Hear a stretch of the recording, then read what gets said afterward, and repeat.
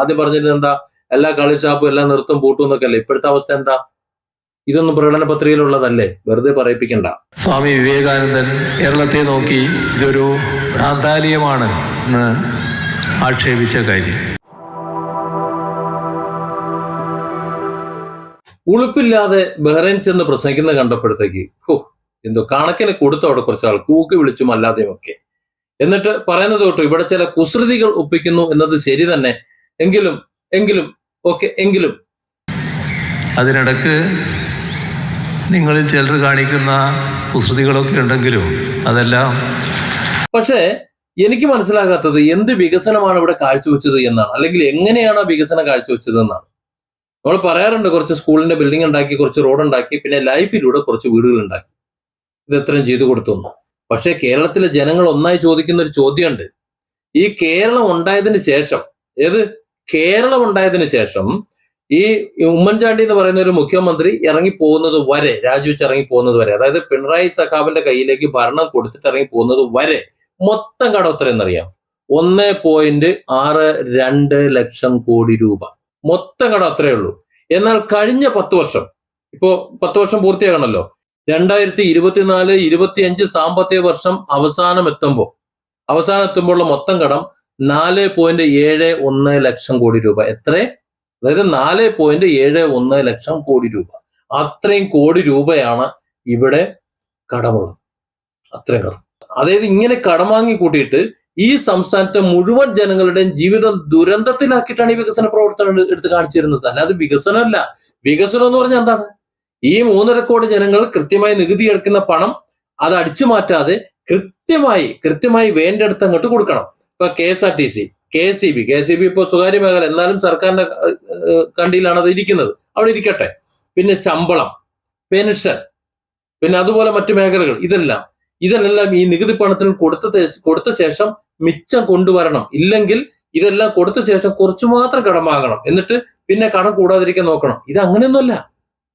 ഇത് ശമ്പളം കൊടുക്കാൻ ഇപ്പൊ KSRTC പോകുന്നുണ്ട്, സേവന മേഖലയാണ്, അതിലെ ലാഭകണക്കുകൾ നോക്കുന്നുണ്ട്. പോട്ടെ, എന്തോട്ടെ, അതിനെക്കുറിച്ച് സംസാരിച്ച് അങ്ങനെ നീണ്ടുപോകും, അത് നോക്കേണ്ട ആവശ്യമില്ല. പക്ഷെ ഇവിടെ പറയേണ്ട ഒരു കാര്യമുണ്ട്. സർക്കാരിന്റെ ഖജനാവിലേക്ക് പണം കൊണ്ടുവരാൻ രണ്ട് മാർഗങ്ങളെ ഈ സർക്കാർ നോക്കുന്നുള്ളൂ. നാണവും മാനവും ഉളുപ്പില്ലാതെ ബഹ്റൈൻ ചെന്ന് സംസാരിക്കുമ്പോൾ ഇത് ചിന്തിക്കണം.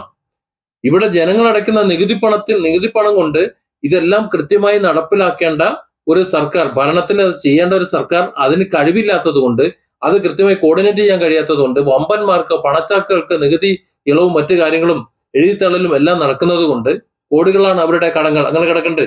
അതൊന്നും തിരിഞ്ഞു നോക്കാതെ സാധാരണക്കാരനെ നെഞ്ചത്തേക്ക് കയറിക്കൊണ്ട് ഇവിടെ ഈ ഭരണം നടത്തുമ്പോൾ ഒന്ന് ആലോചിക്കണം, എങ്ങനെയാണ് ഈ ഖജനാവിലേക്ക് പണം വരുന്നതെന്ന്. ഇവിടുത്തെ പട്ടിണി പാവങ്ങൾ, സാധാരണക്കാർ, അവരെ കള്ളു കുടിപ്പിച്ച്, അവർക്ക് ബാക്കിയുള്ള പണം ലോട്ടറി എടുപ്പിച്ചിട്ട്, ചൂത് കളിപ്പിച്ചിട്ട്, നാണംകെട്ട മാർഗത്തിലൂടെ ഖജനാവിലേക്ക് പണം കൊണ്ടുവരുന്ന വേറെ ഏത് സംസ്ഥാനമുള്ളത്? ഒന്ന് ആലോചിച്ച് നോക്ക്.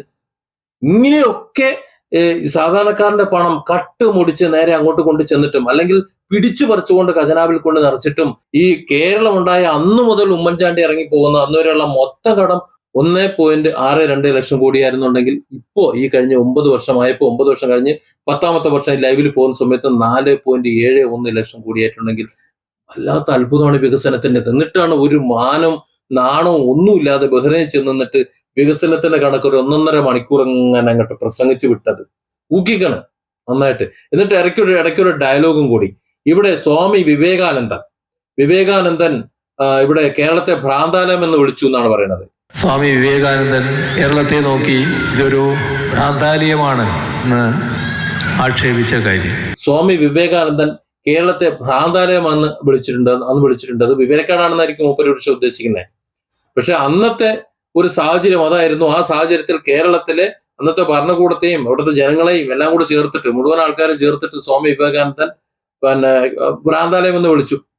അത് കണക്കായിട്ട് തന്നെയായിരിക്കും വിളിച്ചത്. പക്ഷെ ഇന്നായിരുന്നു വിവേകാനന്ദൻ ജീവിച്ചിരുന്നെങ്കിൽ എന്താണ് വിളിക്കുന്നതെന്ന് ആലോചിച്ച് നോക്ക്. ഭ്രാന്താലയം എന്ന് വിളിക്കാൻ പറ്റൂ? കേരളത്തിൽ വിളിക്കാൻ ഒരു പേരില്ലാതായിപ്പോയനെ, അമ്മാതിരി വിളിച്ചേനെ. എന്നിട്ട് നമ്മൾ വിവേകാനന്ദനെ കുറ്റം പറഞ്ഞുകൊണ്ട് അതിനേക്കാളും കേരളം ഒന്ന് സ്വർഗീയ രാജ്യമാക്കിയേക്കാണ്. കേരളം എന്ന് പറഞ്ഞാൽ ഇപ്പോ കഴിഞ്ഞ 9 വർഷം കൊണ്ട് എന്തൊക്കെയോ ആയി 1.5 മണിക്കൂർ വെച്ച് കീച്ചിയപ്പോണ്ടല്ലോ, പെറ്റ തള്ളാതെ സൈക്കൂല അത് കേട്ടോണ്ടിരിക്കുന്നത്. അതുകൊണ്ടാണ്. എന്നിട്ടും പറഞ്ഞു, പിന്നെ ഇവിടെ ഇതിന്റെ ഹാളിലുള്ളതിനേക്കാൾ എത്ര ഇരട്ടി. പരിപാടിയുടെ പ്രത്യേകത ഈ ഹാളിൽ ഇരിക്കുന്ന ആളുകളുണ്ട്. അപ്പോൾ നേരത്തെ ശ്രീ യൂസഫ് അലി എന്നോട് പറഞ്ഞു ഈ ഹാളിലിരിക്കുന്നതിൻ്റെ 2 ഇരട്ടി ആളുകൾ പുറത്താണെന്ന്. ഞാൻ പറഞ്ഞ് ആ കണക്ക് തെറ്റാണെന്നാണ് എനിക്ക് തോന്നുന്നത്. 2 ഇരട്ടിയല്ല, അതിനേക്കാൾ കൂടുതലാണ് പുറത്ത് നിൽക്കുന്നത്. ആര് യൂസഫ് അലിയും കൊണ്ട് സംസാരിച്ച സമയത്ത് 2 ഇരട്ടി പുറത്തുണ്ട് എന്ന് പറഞ്ഞാൽ 2 ഇരട്ടി എന്നല്ല, ഒരുപാട് ആൾക്കാർ പുറത്തുണ്ട്. എന്തേ ഒരു പുറത്തു തന്നെ നിന്ന് ഉള്ളിക്ക് വരാത്ത സ്ഥലമല്ല. ഈ പുറത്തു നിന്നവർക്ക് ഉള്ളിക്ക് വരാൻ ആഗ്രഹം ഉണ്ടാവില്ല. ഈ തള്ളുണ്ട് സഹിക്കാൻ വേണ്ടിയിട്ട്. കാര്യം വിവരം ബോധമുള്ളവരാണ് പുറത്തുള്ളത്. ആ പുറത്തുള്ളവർ ജീവിക്കുന്ന അതേ നിലവാരത്തിൽ കോട്ടും ചൂട്ടും ഇട്ടുണ്ടല്ല കേരളത്തിലുള്ളവർ ജീവിക്കുന്നേ. അതെങ്കിലും മനസ്സിലാക്കണ്ടേ നമ്മുടെ മുഖ്യമന്ത്രി എങ്ങനെയാണ് ഇവിടെ ഉള്ളവരെന്നുള്ളത്. ഓരോ ദിവസവും ഓരോ യൂട്യൂബ് ചാനലും പേപ്പറും ഒക്കെ എടുത്ത് നോക്കി എത്ര ജപ്തിയാണ്, എത്ര ആത്മഹത്യയാണ് ഒരു ദിവസം നടക്കുന്നുള്ളത് ശരാശരി. വല്ല കണക്കുണ്ടോ? എത്ര സാമ്പത്തിക പ്രതിസന്ധിയാണ് ഇവിടെ. സുഭിക്ഷമായിട്ടുള്ള ഒരു ജീവിതമാണ്, ഏറ്റവും അടിസ്ഥാന വികസനമെല്ലാം നന്നായിട്ട് നടന്നിട്ടുണ്ടെങ്കിൽ ഇവിടെയുള്ള സാധാരണക്കാരന് സാമ്പത്തിക പ്രതിസന്ധി ഉണ്ടാകാൻ പാടില്ല, പട്ടിണി ഉണ്ടാകാൻ പാടില്ല. വലിയ സമ്പാദ്യം പോലെ നീക്കിയിരിപ്പില്ല എന്നുണ്ടെങ്കിലും അന്നന്നത്തെ അന്നത്തിനുള്ള വകയെങ്കിലും മിച്ചം ഉണ്ടാകണം. അതുണ്ടോ? ഇല്ല. എന്നിട്ടും അവിടെ ചെന്ന് നിന്ന് തള്ളയാണ്. ഇവിടെ ഏതാണ്ട് സ്വർഗലോകമാണെന്ന് സമ്മതിക്കാം. ഇവിടെ സ്വർഗലോകം. ഈ കള്ള് നിർത്താന്ന് പറഞ്ഞിരുന്നാണല്ലോ. പ്രകടന പത്രികന്റെ കാര്യം കൂടെ ഇറക്കി വിടുന്നത് കണ്ടു. പ്രകടന പത്രിക അന്ന് പറഞ്ഞതൊക്കെ ഇങ്ങനെ പറഞ്ഞു, പിന്നെ അതൊരു ഒബ്സർവേഷൻ നടത്തിയിട്ട് കാര്യങ്ങളൊക്കെ ചെയ്തു. ഇങ്ങനെ കാര്യങ്ങൾ പരിശോധിച്ചാൽ ഞങ്ങൾ ഒരു നടപടി ആ ഘട്ടത്തിൽ സ്വീകരിച്ചു. നമ്മൾ പലപ്പോഴും വർത്തമാനം പറയുന്നവരല്ലല്ലോ, അതുകൊണ്ടാണ് ചില കാര്യങ്ങൾ പറയേണ്ടി വരുന്നത്. 2016 അധികാരത്തിൽ വന്നപ്പോൾ നമ്മുടെ രാജ്യത്ത് എവിടെയില്ലാത്ത, ലോകത്ത് എവിടെയെങ്കിലും ഉണ്ടോ എന്നറിയില്ല, നമ്മുടെ ശ്രദ്ധയിലില്ല, നമ്മുടെ രാജ്യത്ത് എവിടെയും ഇല്ലാത്ത ഒരു പുതിയ സമ്പ്രദായം നമ്മളവിടെ നടപ്പാക്കി. അതായത് തെരഞ്ഞെടുപ്പ് രംഗത്ത് പല വാഗ്ദാനങ്ങളും നൽകുമല്ലോ. തെരഞ്ഞെടുപ്പ് പ്രകടന പത്രിക ഇറക്കും, അങ്ങനെയൊക്കെയുള്ള കാര്യങ്ങൾ ചെയ്യുമല്ലോ. ആ തെരഞ്ഞെടുപ്പ് പ്രകടന പത്രികയിൽ പറഞ്ഞ കാര്യങ്ങൾ എത്ര കണ്ട് നടപ്പായി എന്ന് പിന്നെ പരിശോധിക്കാറില്ല.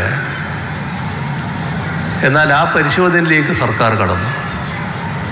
ആദ്യം 2017 ഒരു വർഷം പൂർത്തിയായപ്പോൾ പ്രകടന പത്രികയിൽ പറഞ്ഞ ഇന്ന കാര്യങ്ങൾ നടപ്പാക്കി, ഇത്രയേനി ബാക്കിയുണ്ട് എന്നത് ഒരു പ്രോഗ്രസ് റിപ്പോർട്ട് നാടിൻ്റെ മുന്നിൽ അവതരിപ്പിച്ചു. ആർക്കും അഭിപ്രായം പറയാൻ പറ്റുന്ന രീതിയിൽ അവതരിപ്പിച്ചു. അതൊരു വർഷമല്ല,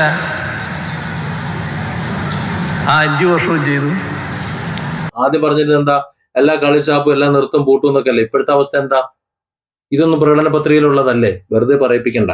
അപ്പൊ ചുരുക്കം പറഞ്ഞാൽ ഇനിയും ഒരു 5 കൊല്ലം കൂടെ കൊടുത്തു കഴിഞ്ഞാൽ ഇപ്പോൾ ഉള്ള ഈ 4.71 ലക്ഷം കോടി രൂപ ഒരു 10 ലക്ഷം കോടി രൂപയിലേക്ക് കൊണ്ടുവന്ന് എത്തിച്ച്, അതോടുകൂടി കേരളത്തെ തന്നെ ഈ കടം വാങ്ങിയിട്ടുള്ള മൾട്ടി കോർപ്പറേറ്റുകൾ ആരെങ്കിലും ഉണ്ടല്ലോ അവരെ ഏറ്റെടുത്തോളും. പിന്നെ ഇവിടുത്തെ ജനങ്ങളെല്ലാം അടിമകളായിക്കോളും. ഇതെല്ലാം മുൻകൂട്ടി കണ്ടുകൊണ്ട് കേരളത്തിലെ ജനം മൊത്തം കൂടഴിഞ്ഞു പോവുകയാണ്. നിങ്ങൾ മൊത്തത്തിലൊരു കണക്കെടുക്കുക. നമ്മുടെ മുഖ്യമന്ത്രി ഇനിയെങ്കിലും കണ്ണ് തുറന്നൊന്ന് കാണണം. മധ്യ കേരളത്തിലെ സകല വീടുകളും വിക്കാട്ടേക്കണം. ഒരുമാതിരി വരുമാനമുള്ളവർക്ക് ഇവിടെ വിട്ടു പോയി കഴിഞ്ഞു. ഒരു ഗതിയും പരഗതിയും ഇല്ലാതെ വണ്ടിക്കൂലിക്ക് പൈസ ഇല്ലാത്തതുകൊണ്ട് മാത്രമാണ് ഞാനടക്കമുള്ള വലിയൊരു വിഭാഗം കേരളം വിടാതിരിക്കുന്നത്. ഇല്ലെങ്കിൽ കേരളം വിട്ട് പോലെ തമിഴ്നാട്ടിലോ ഗോവയിലോ പോയി സെറ്റിലായി ജീവിച്ചാനെ. ഒരു നിവൃത്തിയില്ല കേട്ടോ കേരളത്തിൽ. Different angles. Don't forget to subscribe and support this channel.